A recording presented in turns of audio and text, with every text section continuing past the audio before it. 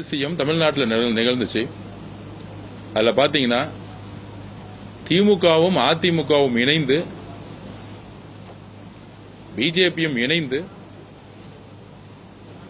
திரு EPS முன்னாள் முதல்வர் திரு EPS Palaniswami அவர்களை முதலமைச்சராக ஆக்குறதுக்கு எல்லா முயற்சிகளையும் அன்றைக்கு இருந்த மதசார்பற்ற கட்சிகளாக இருக்கக்கூடிய காங்கிரஸ் ஆகட்டும், அதுக்கப்புறம் கம்யூனிஸ்ட் ஆகட்டும், விசிகே ஆகட்டும், எல்லா தோழர்களிடம் டிஸ்கஷன் பண்ணி பார்த்தாங்க. ஆனா அதற்கப்புறம் காங்கிரசும் இடதுசாரி கட்சிகளும் விசிகே தொண்டர்களும் விசிகே தலைவரும் ஐஎம்மும் ஜனநாயகத்தை காப்பாற்ற, மதசார்பற்ற கொள்கையும் சமூக நீதி கொள்கையை காப்பாற்ற ஆதரவுடன் தமிழகத்தில் முதல் முறையாக எங்களுடைய தலைவர் மாநாட்டில் ஆட்சியிலும் பங்கு அதிகாரம் சொல்லும் பொழுது எள்ளி நகையாடினார்கள். எலெக்ஷன் ரிசல்ட் வரைக்கும் கூட்டணிக்கு யாருமே வரல அப்படின்னு திரு மு.க. ஸ்டாலின் அவர்களும் அவர் குடும்பமும் சிரிச்சாங்க. வெற்றி பெற்று தமிழக மக்களுடைய பேராதருடன் 35% எங்களுடைய தலைவர் அவர்களுடைய மீது நம்பிக்கை ஏற்பட்டு 108 தொகுதிகளை தனிப்பெரும்பான்மையுடன் உருவாக்கிய பொழுது திமுக தலைவர் திரு மு.க. ஸ்டாலின் அவர்கள் பிஜேபியுடன் இணைந்து அதிமுகவுடன் இணைந்து பீப்புள் மேண்டேட் சொல்லக்கூடிய ஒரு எதிரான ஒரு ஆட்சியை உருவாக்க முனைந்தார்கள். அதை கம்யூனிஸ்ட் தலைவராக இருக்கக்கூடிய திரு பேபி அவர்களே தமிழக வெற்றி கழகத்திற்கு ஆதரவு அளிக்கவில்லை என்றால் திமுகவும் அதிமுகவும் பிஜேபியும் சேர்ந்து இங்கு ஆட்சியை உருவாக்கும்னு பதிவு பண்ணார். இதற்கு திமுக தலைவர் இதற்கு வரைக்கும் பதிலளிக்கவே இல்லை. இந்த முயற்சி செஞ்சாங்களா இல்லையாங்கிறது பதிலளிக்கவே இல்லை. ஆனா அவர் கூட இருந்த எல்லா கூட்டணி கட்சிகளும் எங்களை அழைத்து பேசினாங்க, இப்படி சேர்ந்தா நல்லா இருக்குமான்னு கேட்டாங்க. அப்படிங்கிறது எல்லா தொலைக்காட்சிகளும் பதிவு பண்ணிட்டாங்க.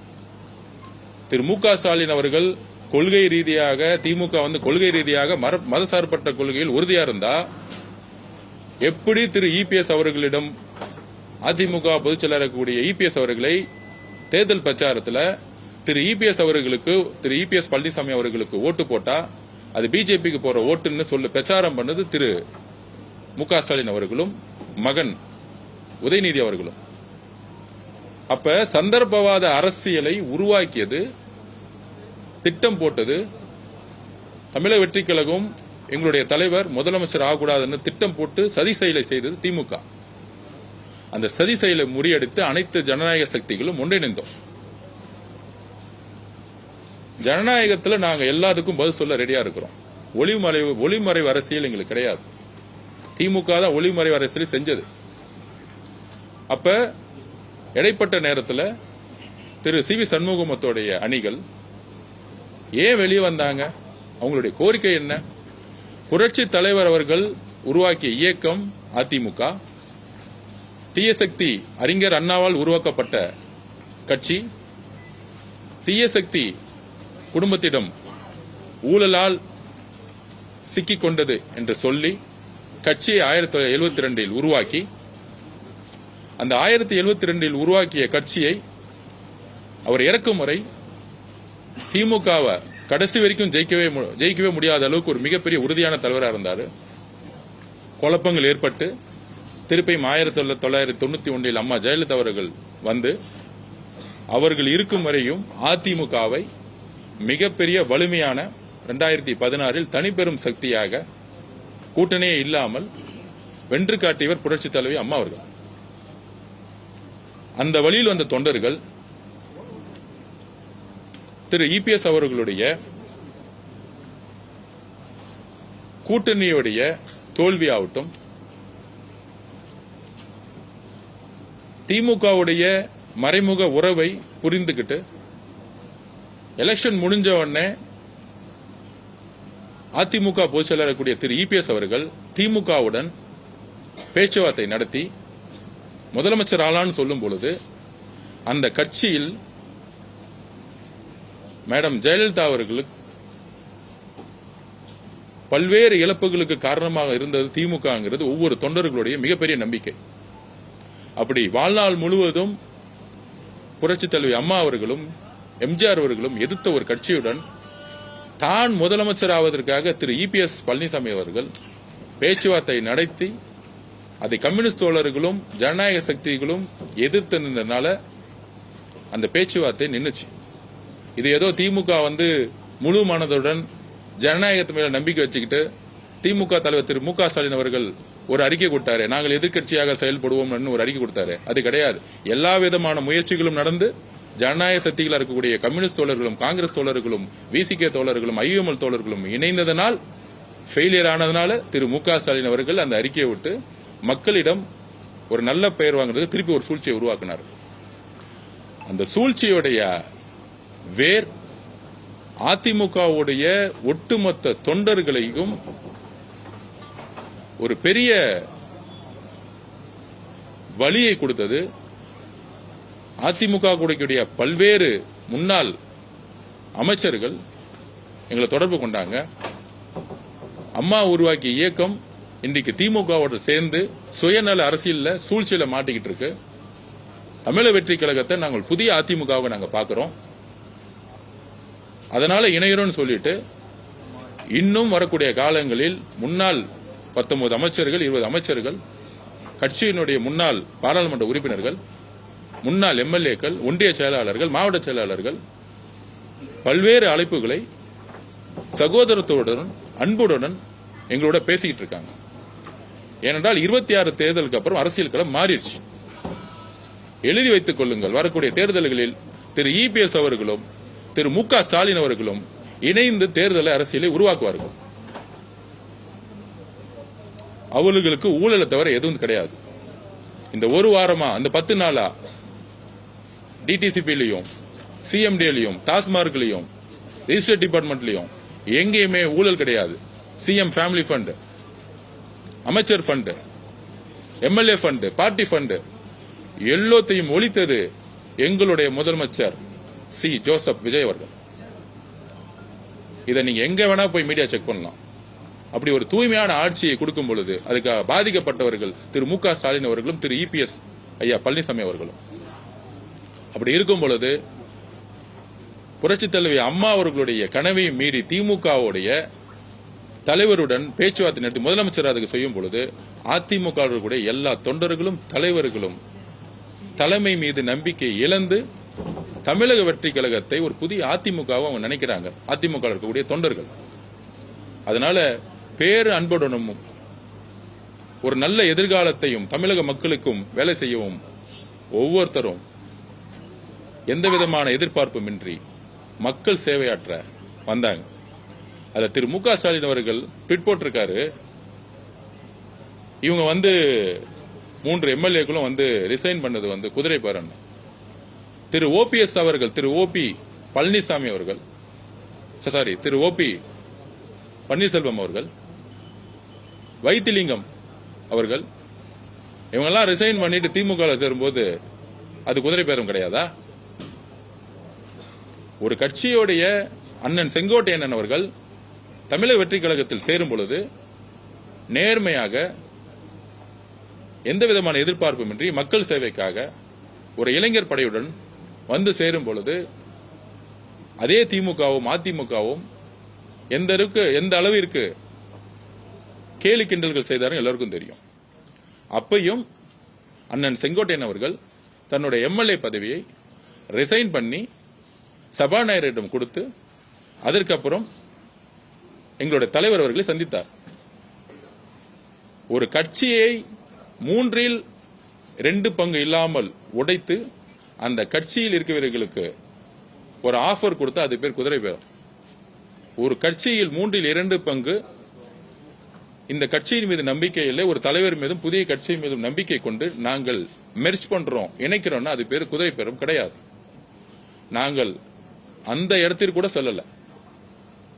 எந்த புரட்சி தலைவி அம்மா எம்ஜிஆர் அவர்கள் உருவாக்கிய கட்சியில் தலைமை மீது நம்பிக்கை இல்லாத சூழல் ஏன் உருவாச்சுன்னா திமுக தலைவர் மு.க. ஸ்டாலினரும் இபிஎஸ் திரு பழனிசாமி அவர்களும் இணைந்து ஒரு ஆட்சியை உருவாக்கும் பொழுது அது ஒட்டுமொத்த அதிமுக தொண்டர்களுக்கு மிகப்பெரிய அதிர்ச்சியை கொடுத்தது திரு இபிஎஸ் அவர்கள்.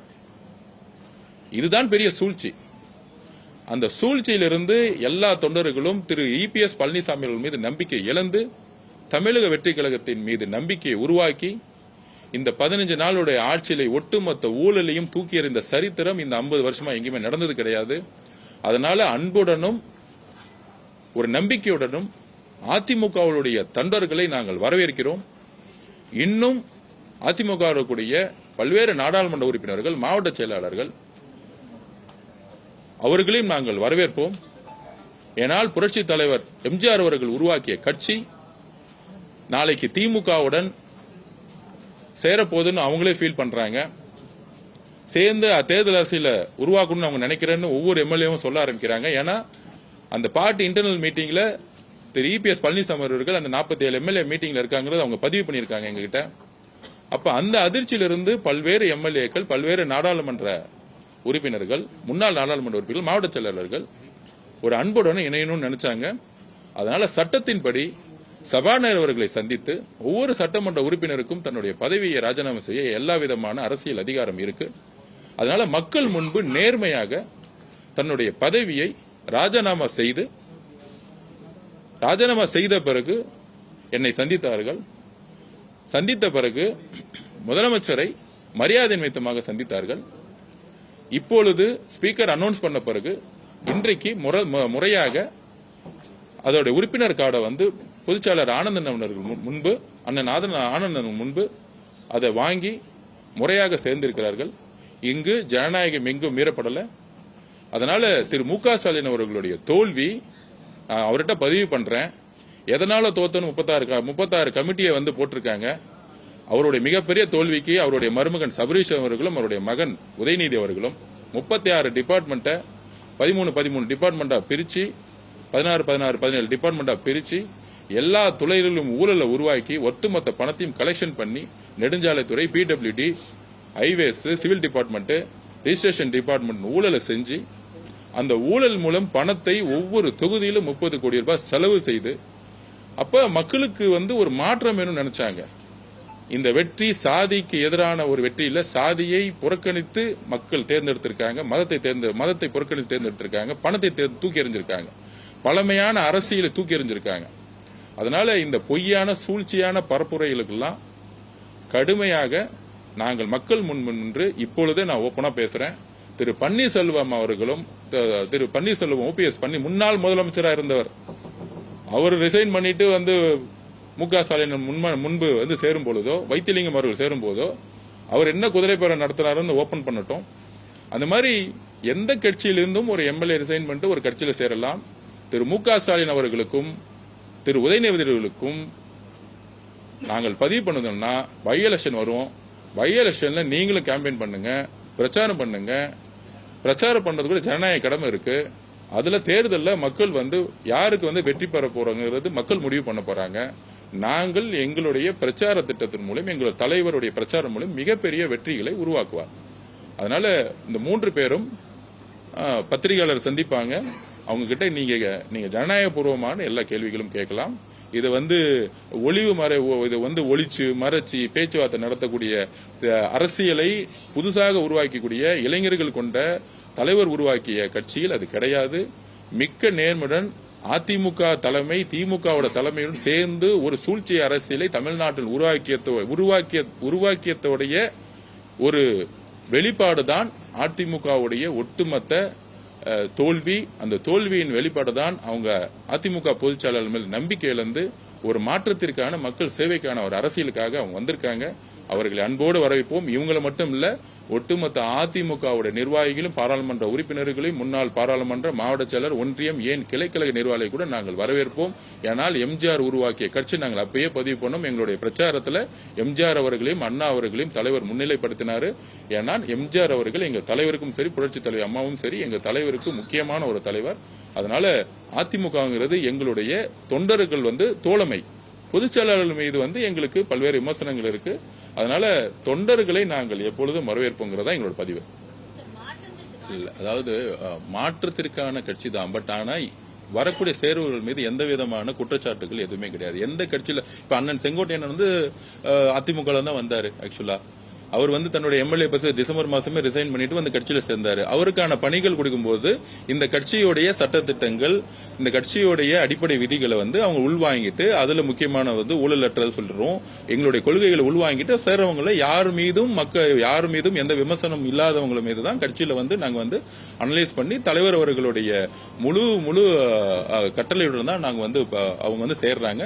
முக்கியமாக எங்களுடைய தலைவர் முதலமைச்சர் மேல இருக்கக்கூடிய நம்பிக்கையின் அடிப்படையில் ஒரு மாற்றத்தை உருவாக்குவது அவங்களும் வரும். அவங்களுக்கும் பல்வேறு பிரஷர்ஸ் இருந்திருக்கு. இந்த குறிப்பாக அவங்க பாண்டிச்சேரி மீட்டிங்ல பொதுச் செயலாளர் திரு இபிஎஸ் அவர்கள் பதிவு பண்ணியிருக்கிறாரு, நம்ம வந்து திமுகவோட சேர்ந்து முதலமைச்சரான இன்னும் கூலி கேட்டிருக்காரு. அதுக்கு அந்த அதிர்ச்சியிலிருந்து அவங்க மீள முடியல. அதோடைய வெளிப்பாடு தான் இந்த ஒரு கட்சி மீது வந்து நம்பிக்கை இழந்து ஒரு அதிமுகவுடைய கொள்கைக்கும் குறிக்கோளுக்கும் தமிழக வெற்றி கொள்கைக்கும் குறிக்கோளுக்கும் எம்ஜிஆர் அவர்களுடைய குறிக்கோளும் கொள்கைக்கும் எந்த விதமான வேறுபாடு கிடையாது. இது இயற்கையாகவே தமிழக வெற்றி கழகத்தை வந்து அவங்க பாக்குறாங்க. அதனாலதான் நாங்க வந்து உடனடியா வந்து அந்த புரோட்டோகால் படி கட்சியில வந்து அவங்க சேர்ந்த பிறகு என்ன விமர்சனம் வச்சா இன்னைக்கு ஒளிமறை மூலம் பத்திரிகைகளை செஞ்சுட்டு நாங்க பதில் கொடுத்துட்டு இருக்கோம். இங்க வரக்கூடியவர்கள் எல்லாருமே ஒரு தூய்மையான ஒரு ஆட்சிக்கு அவங்களும் உறுதுணையா இருப்பாங்க நாங்க பதிவு பண்றோம்.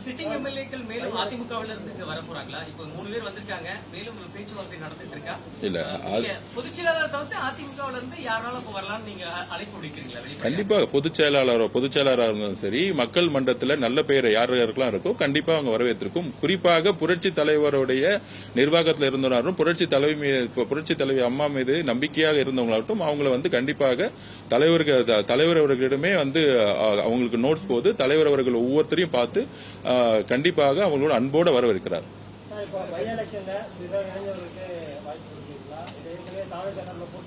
கண்டிப்பா தலைவர் அவர்கள் வந்து யாருக்கு வாய்ப்பு கொடுக்காம கூடிய சீக்கிரத்தில் அவர் வந்து டிக்ளேர் பண்ணுவார்.